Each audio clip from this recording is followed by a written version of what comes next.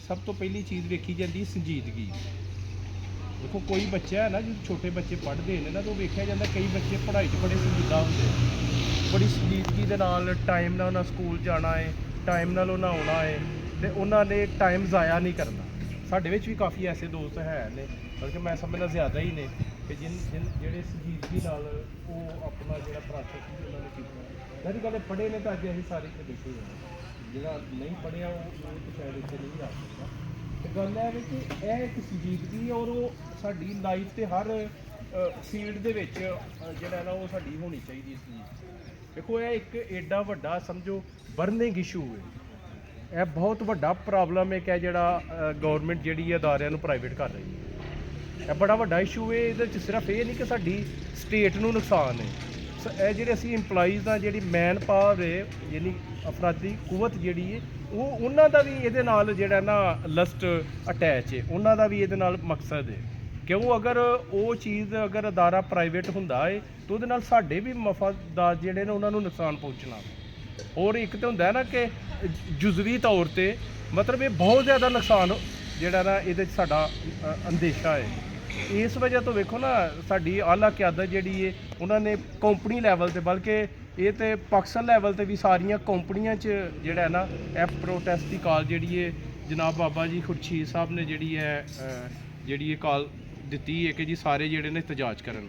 ਵੇਖੋ ਉਹ ਆਪਣੇ ਲੈਵਲ 'ਤੇ ਕਰ ਰਹੇ ਨੇ, ਜਿਸ ਤਰ੍ਹਾਂ ਮਤਲਬ ਮਿਨਿਸਟਰੀ ਲੈਵਲ 'ਤੇ ਸੈਕਟਰੀ ਜਿਹੜੇ ਨੇ, ਜਾਂ ਵਜ਼ੀਰੇ ਜਿਹੜਾ ਸਾਡਾ ਐਨਰਜੀ ਦੇ ਵਜ਼ੀਰ ਨੇ, ਜਾਂ ਇਸ ਲੈਵਲ 'ਤੇ ਵਜ਼ੀਰ ਆਜ਼ਮ ਤੱਕ, ਜਾਂ ਜਿਹੜੇ ਵੀ ਹਕੂਮਤੀ ਜਿਹੜੇ ਨੇ ਨੁਮਾਇੰਦੇ ਨੇ, ਉਹਨਾਂ ਨਾਲ ਉਹ ਆਪਣੇ ਲੈਵਲ 'ਤੇ ਗੱਲਬਾਤ ਕਰ ਰਹੇ ਨੇ। ਲੇਕਿਨ ਉਹ ਇਹ ਵੇ ਕਿ ਉਹਨਾਂ ਨੂੰ ਵੀ ਤਾਂ ਅਸੀਂ ਯਾਦ ਦਹਾਨੀ ਕਰਾਉਣੀ ਹੈ ਨਾ ਕਿ ਥੱਲੜੇ ਲੈਵਲ 'ਤੇ ਵੀ ਹੈ ਜਿਹੜਾ ਨਾ ਸਿਰਫ ਬਾਬਾ ਜੀ ਖੁਰਸ਼ੀਦ ਦਾ ਮਸਲਾ ਨਹੀਂ, ਉਹ ਤਾਂ ਸਾਡੀ ਨੁਮਾਇੰਦਗੀ ਕਰ ਰਹੇ ਨੇ ਉਤਲੇ ਲੈਵਲ 'ਤੇ। ਲੇਕਿਨ ਇਹ ਕਿ ਸਾਡਾ, ਕਿਉਂਕਿ ਸਾਡਾ ਵੀ ਮਕਸਦ ਹੈ ਤੇ ਅਸਾਂ ਵੀ ਥੱਲਿਓ ਜਿਹੜਾ ਨਾ ਸ਼ੋਅ ਕਰਨਾ ਹੈ, ਐਸੀ ਵੀ ਥੱਲਿਓ ਜ਼ਾਹਰ ਕਰਨਾ ਵੇ, ਅਸੀਂ ਦੱਸਣਾ ਵੇ ਕਿ ਜਨਾਬ ਇਹ ਜਿਹੜੀ ਇਹ ਗੱਲ ਕਿ ਇਹ ਅਸੀਂ ਬਾਬਾ ਜੀ ਖੁਰਸ਼ੀਦ ਦੀ ਕਾਲ ਉੱਤੇ ਜਿਹੜੇ ਨਾ ਸਾਰੇ ਅਸੀਂ ਵਿਦਾਨ। ਉਹ ਸਿਰਫ ਇਹ ਨਹੀਂ ਕਿ ਉਹਨਾਂ ਦਾ ਕੋਈ ਸਿਰਫ ਮੁਫਾਦ ਹੈ, ਉਹ ਤਾਂ ਚਲੋ ਉਹ ਬੰਦਾ ਤੇ ILO ਦਾ ਮੈਂਬਰ ਵੀ ਰਿਹਾ, ਇੰਟਰਨੈਸ਼ਨਲ ਲੇਬਰ ਆਰਗੇਨਾਈਜੇਸ਼ਨ ਦਾ ਮੈਂਬਰ ਵੀ ਹੈ, ਯਾਨੀ ਇੰਟਰਨੈਸ਼ਨਲ ਲੈਵਲ 'ਤੇ ਉਹਨਾਂ ਦੀ ਰਿਕਗਨੇਸ਼ਨ ਪਹਿਚਾਣ ਹੈ। ਤੇ ਇਹ ਸਮਝੋ ਕਿ ਸਾਡੀ ਖੁਸ਼ਕਿਸਮਤੀ ਹੈ ਕਿ ਉਸ ਲੈਵਲ ਦੇ ਜਿਹੜੇ ਹਾਈ ਪ੍ਰੋਫਾਈਲ ਲੋਕ ਨੇ ਉਹ ਸਾਡੀ ਯੂਨੀਅਨ ਦੀ ਕਿਆਦਤ ਕਰਨ ਡਏ ਨੇ, ਉਹ ਲੇਬਰ ਦੀ ਕਿਆਦਤ ਕਰਨ ਡਏ ਨੇ, ਜਿਨ੍ਹਾਂ ਨੂੰ ਇੰਟਰਨੈਸ਼ਨਲ ਲੈਵਲ 'ਤੇ ਜਿਹੜੀ ਹੈ ਨਾ ਆਇਡੈਂਟੀਫਿਕੇਸ਼ਨ ਹਾਸਲ ਹੈ, ਲੋਕ ਉਹਨਾਂ ਨੂੰ ਉਹਨੂੰ ਜਾਣਦੇ ਨੇ। ਤੇ ਇਹ ਵੇ ਕਿ ਵੇਖੋ ਜਦੋਂ ਐਡੀ ਵੱਡੀ ਸਾਨੂੰ ਕਿਆਦਤ ਮਿਲੀ ਹੋਏ ਤਾਂ ਅਸੀਂ ਉਹਨਾਂ ਦੀ ਪੈਰਵੀ ਨਾ ਕਰੀਏ, ਅਸੀਂ ਉਹਨਾਂ ਨੂੰ ਫਾਲੋ ਨਾ ਕਰੀਏ, ਯਾਨੀ ਅਸੀਂ ਉਹਨਾਂ ਦੇ ਕਹਿਣ ਦੇ ਉੱਤੇ ਜਿਹੜਾ ਨਾ ਜੋ ਕਹਿਣ ਅਸੀਂ ਲਬੈਕ ਨਾ ਕਹੀਏ, ਤੇ ਫਿਰ ਇਸ ਤਰ੍ਹਾਂ ਕਾਮਯਾਬੀ ਨਹੀਂ ਮਿਲਦੀ ਕੋਈ। ਦੇਖੋ ਸਰਕਲ ਲੈਵਲ 'ਤੇ ਜਨਾਬ ਅਕਬਰ ਅਲੀ ਬਾਜਵਾ ਸਾਹਿਬ ਨੇ, ਉਹਨਾਂ ਵੀ ਸਵੇਰੇ ਤੁਹਾਂ ਗਰੁੱਪ 'ਚ ਵੇਖਿਆ ਸੀ ਇੱਕ ਵਾਇਸ ਮੈਸੇਜ ਜਿਹੜਾ ਨਾ ਉਹ ਭੇਜਿਆ ਸੀ ਸਾਰਿਆਂ ਵਾਸਤੇ ਕਿ ਸਾਰੇ ਜਿਹੜਾ ਉਹ ਸੁਣ ਕੇ ਤੇ ਉਹਦੇ ਮੁਤਾਬਕ ਸਾਰੀ ਗੱਲ, ਉਹ ਸਰਕਲ ਦੇ ਚੇਅਰਮੈਨ ਨੇ, ਉੱਥੇ ਵੀ ਉਹਨਾਂ ਦਾ ਬੈਠਣਾ ਜ਼ਰੂਰੀ ਹੈ, ਸ਼ਕਰਗੜ੍ਹ ਵੀ, ਤਾਂ ਅਸੀਂ ਤਾਂ ਉਹਨਾਂ ਦੇ ਵੈਸੇ ਹੀ ਸਮਝ ਲਓ ਕਿ ਉਹਨਾਂ ਦੀ ਇੱਕ ਹੋਮ ਡਿਵੀਜ਼ਨ ਹੈ, ਉਹਨਾਂ ਦੀ ਇਹ ਪੇਰੈਂਟ ਡਿਵੀਜ਼ਨ ਹੈ, ਮਤਲਬ ਕਿ ਸਾਨੂੰ ਤਾਂ ਉਹਨਾਂ ਨੂੰ ਕਹਿਣ ਦੀ ਵੀ ਜ਼ਰੂਰਤ ਮੇਰਾ ਖਿਆਲ ਨਹੀਂ ਹੋਣੀ ਚਾਹੀਦੀ। ਅਸੀਂ ਜਦੋਂ ਹੀ ਸਾਨੂੰ ਪਤਾ ਸੀ ਕਿ ਅੱਜ ਬੁੱਧ ਦੇ ਅੱਜ ਸਟ੍ਰਾਈਕ ਹੈ, ਹੜਤਾਲ ਹੈ, ਪ੍ਰੋਟੈਸਟ ਹੈ, ਤੇ ਉਹਨਾਂ ਦੇ ਮੈਸੇਜ ਨਾਲ ਨਹੀਂ ਹੁੰਦਾ ਤਾਂ ਫਿਰ ਵੀ ਸਾਨੂੰ ਜਾਗ ਕੇ ਰਹਿਣਾ ਚਾਹੀਦਾ। ਲੇਕਿਨ ਮੈਂ ਵੇਖਣ ਡਿਆ ਕਿ ਬੜੀ ਗੈਰ ਸੰਜੀਦਗੀ ਕਿ ਬੰਦੇ ਜਿਹੜੇ ਨੇ ਅੱਜ ਸ਼ਾਇਦ ਉਹ ਕੀ ਕਹਿੰਦੇ ਨੇ ਕਿ ਜਦੋਂ ਕਿ ਇਸ ਤਰ੍ਹਾਂ ਦਾ ਦਿਨ ਤਿਉਹਾਰ ਹੋਏ ਤਾਂ ਅੱਜ ਸਾਡੇ ਕਈ ਬੰਦੇ ਬਹੁਤੇ ਐਕਟਿਵ ਹੋਏ ਕਿ ਅੱਜ ਸਾਡਾ ਫਲਾਣਾ ਵੀ ਕੰਮ ਹੈ, ਫਲਾਣਾ ਦਾ ਕਿ ਮੈਸੇਜ ਦੇ ਮੁਤਾਬਕ ਜਿਹੜੇ ਮੈਸੇਜ ਦੇ ਅਲਫਾਜ਼ ਨੇ ਉਹੀ ਹੈ ਕਿ ਜਿਹੜੀ ਕੋਈ ਕੰਪਲੇਂਟ ਹੈ, ਕੋਈ ਇਸ ਤਰ੍ਹਾਂ ਦਾ ਇਸ਼ੂ, ਉਹ ਸਿਰਫ ਰੀਡਰੈਸ ਕਰਨਾ। ਬਾਕੀ ਜਿਹੜੇ ਨਾ ਤੁਸੀਂ ਪ੍ਰੋਪਰ ਇਸ ਫੋਰਮ 'ਤੇ ਬਹਿ ਕੇ ਤੇ ਆਪਣਾ ਇhtਜਾਜ ਜਿਹੜਾ ਉਹ ਰਿਕਾਰਡ ਕਰਵਾਉਣਾ। ਤੇ ਇਹਦੇ ਬਾਵਜੂਦ ਵੀ ਵੇਖ ਲਓ ਸਾਡੇ ਲੋਕਾਂ ਦੀ ਸੰਜੀਦਗੀ। ਫਿਰ ਮੈਂ ਨਾ ਕਿ ਉਦੋਂ ਫਾਇਦਾ ਕੋਈ ਨਹੀਂ ਹੋਣਾ ਜਦੋਂ ਇੱਕ ਚੀਜ਼ ਹੋ ਗਈ ਨਾ, ਤੇ ਫਿਰ ਅਸੀਂ ਪਏ ਇਕੱਠੇ ਹੋਈਏ ਯਾਰ ਹੁਣ ਇhtਜਾਜ ਕਰੀਏ, ਕਿਉਂਕਿ ਇੱਕ ਟਾਈਮ ਹੁੰਦਾ ਹੈ, ਹਰ ਚੀਜ਼ ਦਾ ਇੱਕ ਟਾਈਮ ਹੈ। ਜਦੋਂ ਟਾਈਮ ਗੁਜ਼ਰ ਜਾਏ ਨਾ ਤੇ ਫਿਰ ਉਹ ਬੇਸੂਦ ਹੈ, ਯਾਨੀ ਫਿਰ ਉਹਦਾ ਮਕਸਦ ਕੋਈ ਨਹੀਂ ਹੋਣਾ। ਫਿਰ ਅਸੀਂ ਮਿਲ ਕੇ ਇhtਜਾਜ ਕਰੀਏ, ਕਿਉਂਕਿ ਉਹ ਇੱਕ ਪਾਣੀ ਕੀ ਕਹਿੰਦੇ ਨੇ ਉਹ ਪੁਲਾਂ ਥੱਲਿਓਂ ਲੰਘ ਗਿਆ ਹੋਣਾ, ਤੇ ਫਿਰ ਫਾਇਦਾ ਨਹੀਂ। ਹਰ ਚੀਜ਼ ਜਿਹੜੀ ਹੈ ਨਾ ਉਹ ਟਾਈਮ ਦੇ ਨਾਲ ਹੀ ਹੁੰਦੀ ਹੈ, ਬੇ ਟਾਈਮਾਂ ਕੋਈ ਵੀ ਚੀਜ਼ ਹੈ ਨਾ ਉਹਦੀ ਵੈਲਿਊ ਨਹੀਂ ਹੁੰਦੀ, ਉਹਦਾ ਰਿਜ਼ਲਟ ਨਹੀਂ ਸਾਨੂੰ ਮਿਲ ਸਕਦਾ, ਉਹ ਸਾਡੇ ਵਾਸਤੇ ਫਰੂਟਫੁਲ ਨਹੀਂ ਹੋ ਸਕਦੀ, ਅਸੀਂ ਕਾਮਯਾਬ ਨਹੀਂ ਉਹਦੇ 'ਚ ਹੋ ਸਕਦੇ। ਹੁਣ ਇਹ ਟਾਈਮ ਹੈ ਕਿ ਅਸੀਂ ਜਿਹੜਾ ਨਾ ਇਸ ਵਾਸਤੇ ਇਕੱਠੇ ਰਹੀਏ। ਜੋ ਹੀ ਸਾਨੂੰ ਕਾਲ ਆਏ ਸਾਡੀ ਜਿਹੜੀ ਇਹ ਆਲਾ ਕਿਆਦਤ ਸੀ ਤੇ ਅਸੀਂ ਲਬੈਕ ਕਹੀਏ, ਔਰ ਇਹ ਜਿਸ ਤਰ੍ਹਾਂ ਪਿਛਲੀ ਦਫਾ ਗੱਲ ਕਰ ਰਹੇ ਹਾਂ ਕਿ ਇਹ ਤਹਾਦ ਨਾਲ ਹੀ ਹੁੰਦਾ ਹੈ, ਯਾਨੀ ਕਿ ਥੋੜ੍ਹੇ ਥੋੜ੍ਹੇ ਬੰਦੇ ਜਿਹੜੇ ਨੇ, ਵੇਖ ਲਓ ਤੁਸੀਂ ਇਹ ਸਿਆਸੀ ਲੈਵਲ 'ਤੇ ਵੀ ਲੋਕ ਥੋੜ੍ਹੇ ਥੋੜ੍ਹੇ ਇਤਜਾਜ ਵਾਸਤੇ ਨਿਕਲੇ ਨੇ ਅਤੇ ਉਹਨਾਂ ਨੇ ਆਪਣਾ ਨੁਕਸਾਨ ਹੀ ਕੀਤਾ ਹੈ, ਯਾਨੀ ਉਹਨਾਂ ਨੂੰ ਮਾਰ ਪਈ ਹੈ, ਉਹਨਾਂ ਦੇ ਬੰਦੇ ਜਿਹੜੇ ਨੇ ਉਹ ਸ਼ਹੀਦ ਹੋਏ ਨੇ ਜਾਂ ਮਤਲਬ ਬੜੇ ਸਾਰੇ ਜ਼ਖਮੀ ਲੋਕ ਹੋਏ ਨੇ, ਤਾਂ ਉਹ ਇਹ ਹੀ ਰੀਜ਼ਨ ਹੋਈ ਹੈ ਕਿ ਉਹ ਥੋੜ੍ਹੇ ਥੋੜ੍ਹੇ ਨਿਕਲੇ ਨੇ। ਜਦੋਂ ਸਾਰਿਆਂ ਦਾ ਇਤਿਹਾਦ ਹੋਏਗਾ, ਅਕਸਰੀਅਤ ਦੇ ਨਾਲ ਨਿਕਲੇਗੀ, ਤੇ ਉਦੋਂ ਹੀ ਸਾਨੂੰ ਕਾਮਯਾਬੀ ਹੋਣੀ ਹੈ। ਔਰ ਸਭ ਤੋਂ ਵੱਡੀ ਚੀਜ਼ ਕੀ ਹੈ? ਸਾਡੀ ਸੰਜੀਦਗੀ, ਕਿ ਅਸੀਂ ਉਹਨੂੰ ਕਿੰਨਾ ਕੁ ਸੀਰੀਅਸ ਲਈਏ। ਅਸੀਂ ਸੀਰੀਅਸ ਲਵਾਂਗੇ ਤਾਂ ਫੇਰ ਹੀ ਅਸੀਂ ਜਿਹੜਾ ਨਾ ਕਿਸੇ ਟਰੈਕ 'ਤੇ ਚੜਾਂਗੇ। ਜੇ ਅਸੀਂ ਸੀਰੀਅਸ ਹੀ ਨਾ ਲਈਏ, ਸਾਨੂੰ ਆਪਣੇ ਜ਼ਾਤੀ ਬੜੇ ਕੰਮ ਹੋਣਗੇ, ਜਨਾਬ ਸਾਨੂੰ ਫਲਾਣਾ ਕੰਮ ਹੈ ਫਲਾਣਾ ਵੇ, ਉਹ ਤਾਂ ਫਿਰ ਸਾਡਾ ਇੰਡੀਵਿਜੂਅਲ ਹੋ ਗਿਆ ਨਾ, ਇਨਫਰਾਦੀ ਤੌਰ 'ਤੇ ਹੋ ਗਿਆ। ਅਤੇ ਇਨਫਰਾਦੀਅਤ ਜਿਹੜੀ ਹੈ ਨਾ, ਉਹਨੂੰ ਕਾਮਯਾਬੀ ਨਹੀਂ ਮਿਲਦੀ। ਕਾਮਯਾਬੀ ਹਮੇਸ਼ਾ ਕਲੈਕਟਿਵਲਿਜ਼ਮ ਦੇ ਵਿੱਚ, ਇਜਤਮਾਹੀਅਤ ਦੇ ਵਿੱਚ, ਇਤਿਹਾਦ ਦੇ ਵਿੱਚ, ਇਤਫਾਕ ਦੇ ਵਿੱਚ। ਕਿਉਂ? ਕਿਉਂਕਿ ਸਾਡਾ ਮਕਸਦ ਸਾਰਿਆਂ ਦਾ ਇੱਕ ਹੀ ਹੈ ਨਾ, ਅਸੀਂ ਸਾਰੇ ਮੁਲਾਜ਼ਮ ਹਾਂ, ਅਤੇ ਸਾਡਾ ਸਾਰਿਆਂ ਦਾ ਇਹ ਹੀ ਮਕਸਦ ਹੈ ਕਿ ਜਿਹੜਾ ਨਾ ਅਦਾਰੇ ਪ੍ਰਾਈਵੇਟ, ਨਾ ਸਿਰਫ ਇਹ ਨਹੀਂ, ਬਾਕੀ ਵੀ ਨਹੀਂ ਪ੍ਰਾਈਵੇਟ ਹੋਣੇ ਚਾਹੀਦੇ। ਵੇਖੋ ਉਹਦੇ ਵਿੱਚ ਅਗਰ ਕੋਈ ਇਸ਼ੂ ਆ ਰਿਹਾ, ਉਹਦੇ ਵਿੱਚ ਕੋਈ ਉਹਨਾਂ ਦੀ ਰੀਕਨਸਟਰਕਸ਼ਨ ਦੀ ਜ਼ਰੂਰਤ ਹੈ, ਤਾਂ ਉਹ ਗੌਰਮੈਂਟ ਨੂੰ ਕਰਨੀ ਚਾਹੀਦੀ ਹੈ, ਬਜਾਏ ਦੇ ਕਿ ਉਹਨਾਂ ਅਦਾਰਿਆਂ ਨੂੰ ਪ੍ਰਾਈਵੇਟ ਕੀਤਾ ਜਾਵੇ। ਉਹਦੇ ਨਾਲ ਕੀ ਹੈ ਕਿ ਵੇਖੋ ਅਸੀਂ ਸਾਰੇ ਪਾਕਿਸਤਾਨੀ ਹਾਂ, ਯਾਨੀ ਇਸ ਮੁਲਕ ਦੇ ਅਸੀਂ ਵਸਿੰਦੇ ਹਾਂ, ਅਤੇ ਗੌਰਮੈਂਟ ਦਾ ਸਰਕਾਰੀ ਜੌਬ ਦੇਣ ਦਾ ਇਹ ਵੀ ਇੱਕ ਹੁੰਦਾ ਹੈ ਕਿ ਸਾਨੂੰ ਰੋਜ਼ਗਾਰ ਮਿਲਣਾ। ਔਰ ਰੋਜ਼ਗਾਰ ਉਹ ਸਿਰਫ ਇੱਕ ਫਰਦ ਦੇ ਨਾਲ ਕਨੈਕਟਡ ਨਹੀਂ ਹੁੰਦਾ, ਕਿਉਂਕਿ ਫਰਦ ਦੀ ਅੱਗੋਂ ਫੈਮਿਲੀ ਹੁੰਦੀ ਹੈ, ਅਤੇ ਰਿਆਸਤ ਦੀ ਜ਼ਿੰਮੇਵਾਰੀ ਹੁੰਦੀ ਹੈ, ਇਹ ਸਟੇਟ ਦੀ, ਮੁਲਕ ਦੀ, ਕੰਟਰੀ ਦੀ ਇਹ ਜ਼ਿੰਮੇਵਾਰੀ ਹੈ ਕਿ ਉਹ ਜਿਹੜੇ ਨੇ ਉਹ ਸਾਡੇ ਮਫਾਦਾਤ ਦਾ, ਇਹ ਦੁਨੀਆ ਦੇ ਹਰ ਮੁਲਕ 'ਚ ਨੇ। ਵੇਖੋ ਤੁਸੀਂ ਸਾਰੇ ਟੈਕਸ ਪੇ ਕਰਨ ਡਏ ਆ, ਚਾਹੇ ਅਸੀਂ ਸਾਬਣ ਖਰੀਦਣ ਡਏ ਆ, ਹੱਤਾਂ ਕਿ ਕੋਈ ਬਾਲ ਪੌਂਡ ਬਟਨ ਵੀ ਖਰੀਦਣੇ ਆ ਪਏ, ਉਹਦੇ ਉੱਤੇ ਵੀ ਟੈਕਸ ਲੱਗੇ ਨੇ ਮੁਖਤਲਿਫ ਨਾਵਾਂ ਦੇ ਨਾਲ, ਅਤੇ ਅਸੀਂ ਟੈਕਸ ਪੇ ਕਰਨ ਡਏ ਆ। ਉਹ ਤਾਂ ਸਾਡੀ ਇੱਕ ਕਿਸਮ ਦੀ ਕਹਿ ਲਓ ਕਿ ਬਦਕਿਸਮਤੀ ਹੈ ਕਿ ਸਾਨੂੰ ਉਹਦਾ ਪੇ ਬੈਕ ਨਹੀਂ ਮਿਲਣ ਡਿਆ। ਬਾਕੀ ਜਿਹੜੇ ਐਡਵਾਂਸ ਕੰਟਰੀ ਨੇ, ਵੇਖੋ ਉੱਥੇ ਗੋ ਕਿ ਟੈਕਸ ਦੇ ਉੱਤੇ ਉੱਥੇ ਬੜਾ ਜਿਹੜਾ ਨਾ ਨੋ ਕੰਪਰੋਮਾਈਜ਼ ਹੈ। ਯੂਰਪੀਅਨ ਕੰਟਰੀ ਜਿਹੜੇ ਲੋਕ ਤੁਹਾਡੇ ਵੀ ਕੋਈ ਜਾਣਨ ਵਾਲੇ ਹੋਣਗੇ, ਭਾਈ ਭੈਣਾਂ ਉੱਤੇ ਕੋਈ ਵੀ ਰਹਿੰਦਾ ਹੋਏਗਾ, ਉਹਨਾਂ ਕੋਲ ਵੀ ਤੁਸੀਂ ਸੁਣਿਆ ਹੋਏਗਾ ਕਿ ਟੈਕਸ ਉੱਤੇ ਉਹਨਾਂ ਦਾ ਕੰਪਰੋਮਾਈਜ਼ ਕੋਈ ਨਹੀਂ, ਟੈਕਸ ਸਾਰਿਆਂ ਦੇਣਾ। ਲੇਕਿਨ ਖੁਸ਼ੀ ਦੀ ਗੱਲ ਕੀ ਹੈ ਕਿ ਰਿਆਸਤ ਫਿਰ ਜ਼ਿੰਮੇਦਾਰ ਹੈ, ਰਿਆਸਤ ਜ਼ਿੰਮੇਦਾਰ ਹੈ। ਉਹਨਾਂ ਦੇ ਜਿੰਨੇ ਵੀ ਮਾਮਲਾਤ ਨੇ, ਉਹਨਾਂ ਨੂੰ ਮਕਾਨ ਚਾਹੀਦਾ ਵੇ, ਉਹਨਾਂ ਦੇ ਬੱਚਿਆਂ ਦੀ ਤਾਲੀਮੋ ਤਰਬੀਅਤ, ਇਹ ਬੁਨਿਆਦੀ ਚੀਜ਼ਾਂ ਹੁੰਦੀਆਂ ਨੇ, ਸਿਹਤ ਦੀ ਜ਼ਰੂਰਤ ਹੈ, ਅਤੇ ਉਹ ਸਾਰੇ ਫ੍ਰੀ ਹੈ। ਗੌਰਮੈਂਟ ਉਹਨਾਂ ਨੂੰ ਫ੍ਰੀ ਦੇ ਰਹੀ ਹੈ, ਜਿਹਦੇ ਬਦਲੇ 'ਚ ਜਿਹੜੇ ਉਹ ਟੈਕਸ ਦੇਣ ਡਏ, ਔਰ ਉਹਦੇ ਵਿੱਚ ਉਹਨਾਂ ਦਾ ਉਹ ਸਿਸਟਮ ਵੀ ਬੜਾ ਟਰਾਂਸਪੇਰੈਂਟ ਹੈ, ਮਤਲਬ ਉਹਦੇ ਵਿੱਚ ਕੋਈ ਬੇਜ਼ਾਬਤਗੀ ਨਹੀਂ। ਤੁਸੀਂ ਬਹੁਤ ਘੱਟ ਹੀ ਸੁਣਿਆ ਹੋਵੇਗਾ ਕਿ ਕੋਈ ਇਸ ਤਰ੍ਹਾਂ ਦਾ ਵਾਕਿਆ ਹੋਇਆ ਹੋਏ ਉਹਨਾਂ ਐਡਵਾਂਸ ਕੰਟਰੀ ਵਿੱਚ, ਜਿਹੜੇ ਮੁਲਕ ਇਹ ਸਾਡੇ ਹਾਲਾਤ ਤੋਂ ਗੁਜ਼ਰ ਗਏ ਨੇ। ਮੈਂ ਇੱਕ ਦਿਨ ਸੁਣਨ ਡਿਆ ਹਾਂ ਕਿ ਜਾਪਾਨ ਦੇ ਵਿੱਚ ਅਕਸਰ ਜ਼ਲਜ਼ਲੇ ਹੁੰਦੇ ਨੇ, ਜਾਪਾਨ ਦੇ ਵਿੱਚ, ਅਤੇ ਗੌਰਮੈਂਟ ਫਿਰ ਉਹ ਜਿਹੜੇ ਲੋਕ ਨੇ ਉਹਨਾਂ ਨੂੰ ਕੰਪਨਸੇਟ ਕਰਨ ਵਾਸਤੇ ਜਿਹੜੀਆਂ ਬੁਨਿਆਦੀ ਕਿਚਨ ਦੀਆਂ ਚੀਜ਼ਾਂ ਹੁੰਦੀਆਂ ਨੇ, ਖਾਣ ਪੀਣ ਦੀਆਂ, ਉਹਨਾਂ ਦੇ ਅਕਸਰ ਪੈਕ ਬਣਾ ਕੇ ਅਤੇ ਮਖਸੂਸ ਜਗ੍ਹਾ 'ਤੇ ਰੋਡ ਪਾਥ ਜਿਹੜੇ ਹੁੰਦੇ ਨੇ, ਜਾਂ ਜਿਹੜੇ ਸੈਂਟਰ 'ਚ ਡਿਵਾਈਡਰ ਹੁੰਦੇ ਨੇ, ਉੱਥੇ ਇੱਕ ਸਪੈਸੀਫਿਕ ਜਗ੍ਹਾ 'ਤੇ ਉਹ ਰੱਖ ਛੱਡਦੇ ਨੇ, ਗੌਰਮੈਂਟ ਦੇ ਨੁਮਾਇੰਦੇ ਉਹ ਰੱਖਦੇ ਨੇ ਸਮਾਨ, ਅਤੇ ਉੱਥੋਂ ਉਹ ਹੀ ਚੁੱਕਦੇ ਨੇ ਕਿ ਜਿਹੜੇ ਨੀਡਫੁੱਲ ਨੇ, ਜਿਨ੍ਹਾਂ ਨੂੰ ਜ਼ਰੂਰਤ ਹੈ, ਸਿਰਫ ਉਹ ਚੁੱਕਦੇ ਨੇ ਜਿਹੜੇ ਉਸ ਅਰਥਕਵਿਕ ਤੋਂ ਅਫੈਕਟ ਹੋਏ ਨੇ। ਮਤਲਬ ਜਿਹਦਾ ਕੋਈ ਨੁਕਸਾਨ ਨਹੀਂ ਹੋਇਆ, ਜਾਂ ਜਿਹਦਾ ਕੋਈ ਮਸਲਾ ਨਹੀਂ, ਉਹਨੇ ਨਹੀਂ ਉਹ ਪੈਕ ਨੂੰ ਚੁੱਕਣਾ। ਵੇਖੋ ਕੌਮਾਂ ਐਵੇਂ ਨਹੀਂ ਬਣਦੀਆਂ, ਛੋਟੀ ਗੱਲ ਹੈ। ਅਤੇ ਸਾਡੇ ਇਹ ਬੇਨਜ਼ੀਰ ਇਨਕਮ ਸਪੋਰਟ ਪ੍ਰੋਗਰਾਮ ਹੈ, ਅਤੇ ਪੂਰੇ ਸਿੰਧ 'ਚ ਵਜ਼ੀਰ ਲੈਣ 'ਚ ਹਾਲਾਂਕਿ ਉਹ ਸ਼ੁਰੂ ਕੀਤਾ ਗਿਆ ਗਰੀਬਾਂ ਵਾਸਤੇ, ਅਤੇ ਮਤਲਬ ਸਾਡੇ ਤੋਂ ਤਮੀਜ਼ ਹੀ ਨਹੀਂ ਨਾ ਕੋਈ ਵੀ। ਇੱਥੇ ਆਟੇ ਦਾ ਕੋਈ ਟਰੱਕ ਆਏਗਾ ਤਾਂ ਹੋ ਸਕਦਾ ਮੈਂ ਵੀ ਚੁੱਪ ਕੇ ਕੋਈ ਥੈਲਾ ਖਿੱਚਦਾ ਹੋਵਾਂਗਾ, ਮਤਲਬ ਕਿ ਕੀ ਹੈ ਕਿ ਅਸੀਂ ਉਸ ਲੈਵਲ 'ਤੇ ਨਹੀਂ ਹੋ ਜਾਏਗਾ। ਔਰ ਦੂਸਰੀ ਕੀ ਹੈ ਕਿ ਵੇਖੋ ਪਿਛਲੇ ਦਿਨਾਂ ਦੇ ਵਿੱਚ ਅਮਰੀਕਾ ਦੇ ਵਿੱਚ ਟਰੰਪ ਦੇ ਖਿਲਾਫ ਇਤਜਾਜ ਹੋਇਆ, ਅਤੇ ਪੂਰੀ ਆਵਾਮ ਨਿਕਲੀ, ਯਾਨੀ ਕੋਈ ਵੀ, ਚਲੋ ਜਿਹੜਾ ਵੀ ਉਹ ਇਸ਼ੂ ਸੀ ਜਿਸ ਵਾਸਤੇ ਮਤਲਬ ਲੋਕਾਂ ਨੇ ਉਹਨੂੰ ਮੁੰਤਖਬ ਕੀਤਾ, ਅਤੇ ਲੋਕਾਂ ਨੇ ਇਤਜਾਜ ਰਿਕਾਰਡ ਕਰਵਾਇਆ। ਲੇਕਿਨ ਉਹਦੇ ਵਿੱਚ ਹੁਸਨ ਕੀ ਹੈ ਕਿ ਉਹਨਾਂ ਨੇ ਕੋਈ ਲਾਸ ਨਹੀਂ ਕੀਤਾ, ਉਹਨਾਂ ਇੱਕ ਗਮਲਾ ਵੀ ਨਹੀਂ ਤੋੜਿਆ, ਲੇਕਿਨ ਪ੍ਰੋਟੈਸਟ ਰਿਕਾਰਡ ਕਰਵਾਇਆ ਵੇ।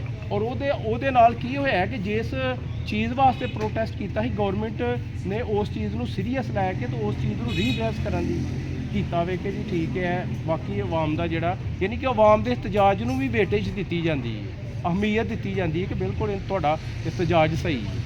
ਲੇਕਿਨ ਕੀ ਹੈ ਕਿ ਉਹਨਾਂ ਇੱਕ ਬੜਾ ਲੰਬਾ ਸਫ਼ਰ ਤੈਅ ਕੀਤਾ ਹੈ, ਅਸੀਂ ਲੰਬਾ ਸਫ਼ਰ ਨਹੀਂ ਤੈਅ ਕੀਤਾ, ਅਸੀਂ ਤਾਂ ਜੇ ਬਹੁਤ ਥੱਲੇ ਹਾਂ, ਯਾਨੀ ਕਿ ਅਸੀਂ ਤਾਂ ਜੇ ਉਸ ਸਾਡੇ ਤਾਂ ਅਦਾਰੇ ਹੀ ਨਹੀਂ ਮਜ਼ਬੂਤ, ਕੋਈ ਹਰ ਅਦਾਰਾ ਦੂਸਰੇ ਦੇ ਵਿੱਚ ਇੰਟਰਫੇਅਰ ਕਰਨ ਡਿਆ।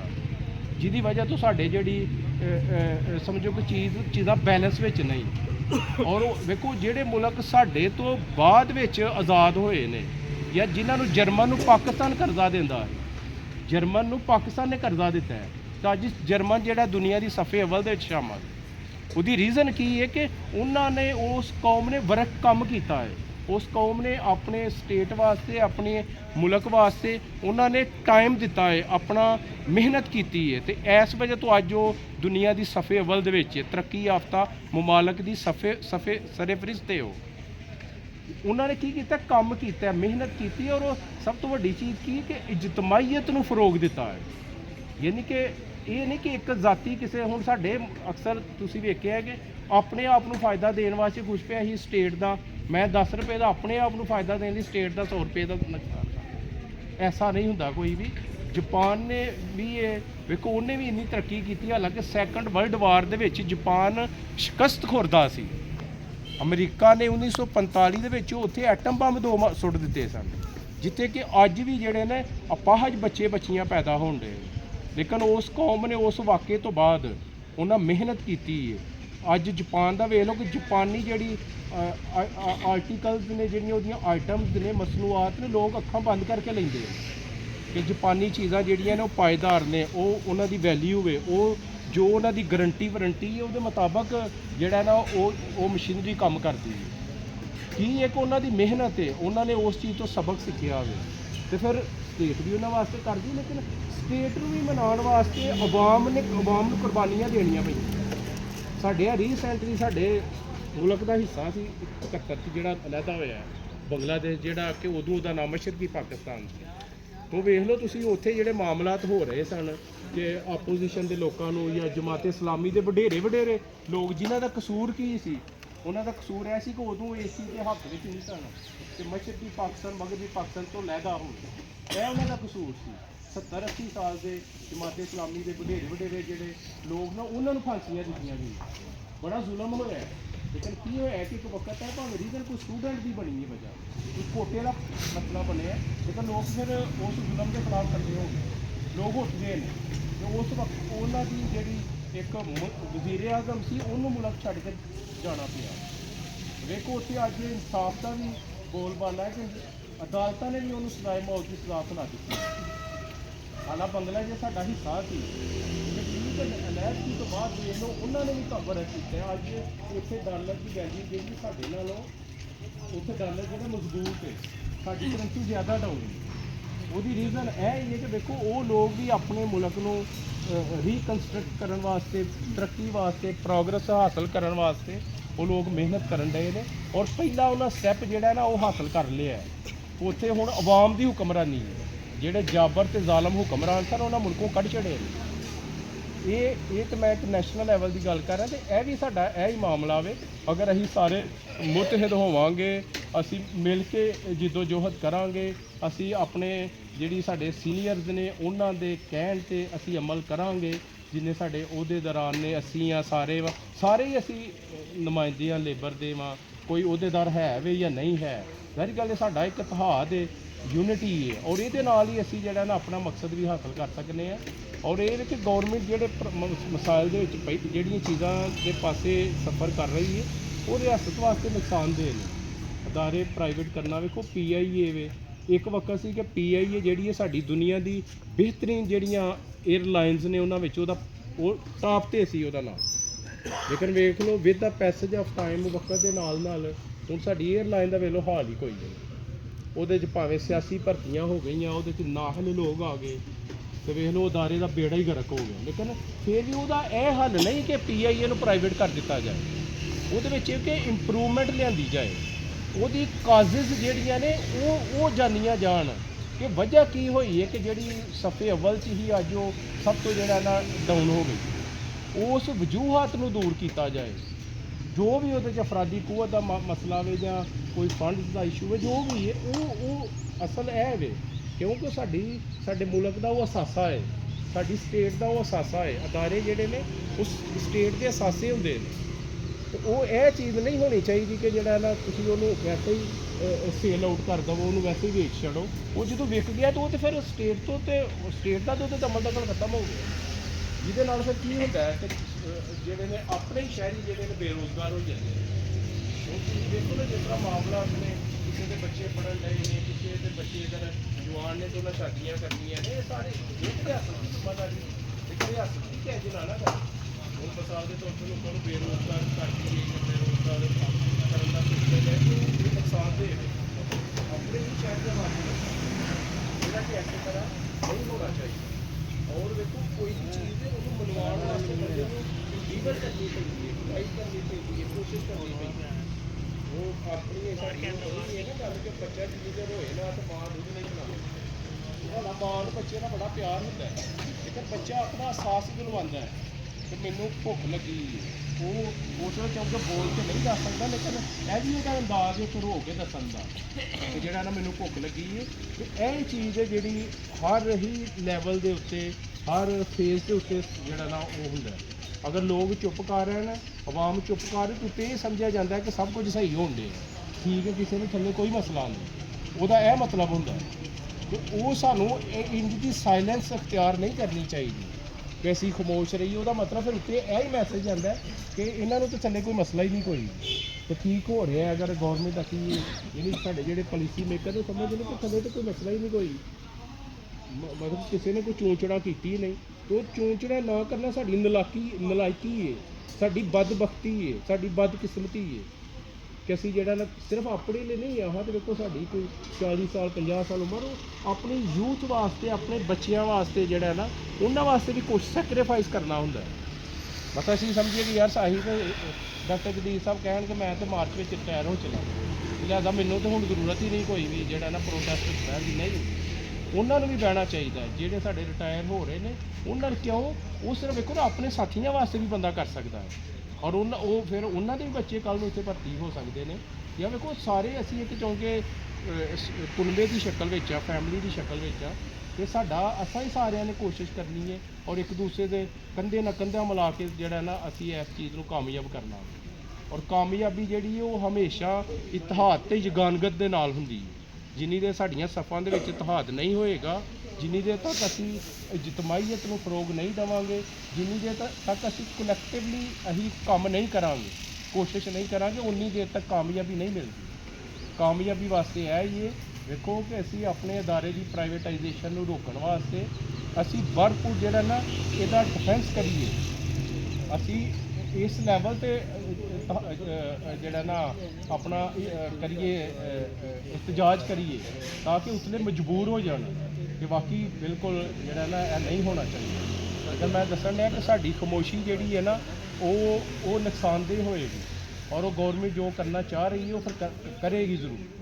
ਇਹਦੇ ਵਾਸਤੇ ਹਾਲਾਂਕਿ ਇਹ ਤੇ ਸਾਡੇ ਤੇ ਹਜੇ ਕੋਈ ਪ੍ਰੈਸ਼ਰ ਹੀ ਨਹੀਂ ਕੋਈ ਵੀ, ਨਾ ਇੱਥੇ ਸਾਨੂੰ ਕੋਈ ਫੜਨ ਆਇਆ, ਨਾ ਕੋਈ ਗੱਲ ਨਾ ਬਾਤ ਹੈ। ਹਲੇ ਤਾਂ ਅਸੀਂ ਸਮਝ ਲਓ ਕਿ ਚਲੋ ਪੀਸਫੁਲ ਤਾਂ ਉਂਝ ਵੀ ਹੋਣਾ ਚਾਹੀਦਾ, ਭਾਵੇਂ ਅਸੀਂ ਰੋਡ 'ਤੇ ਵੀ ਚੜੀਏ ਤਾਂ ਉੱਥੇ ਵੀ ਸਾਡਾ ਇhtਜਾਜ ਤਾਂ ਪੀਸਫੁਲ ਹੀ ਹੋਣਾ ਚਾਹੀਦਾ ਹੈ। ਕਿਉਂਕਿ ਵੇਖੋ ਕੋਈ ਚੀਜ਼ ਦਾ ਹੀ ਨੁਕਸਾਨ ਕਰਨੇ, ਸਾਡੇ ਮੁਲਕ ਦਾ ਹੀ ਨੁਕਸਾਨ ਹੈ। ਸਾਡੀ ਸੋਚ ਜਿਹੜੀ ਹੈ ਉਹ ਤੇ ਪੋਜ਼ੀਟਿਵ ਹੋਣੀ ਚਾਹੀਦੀ ਹੈ।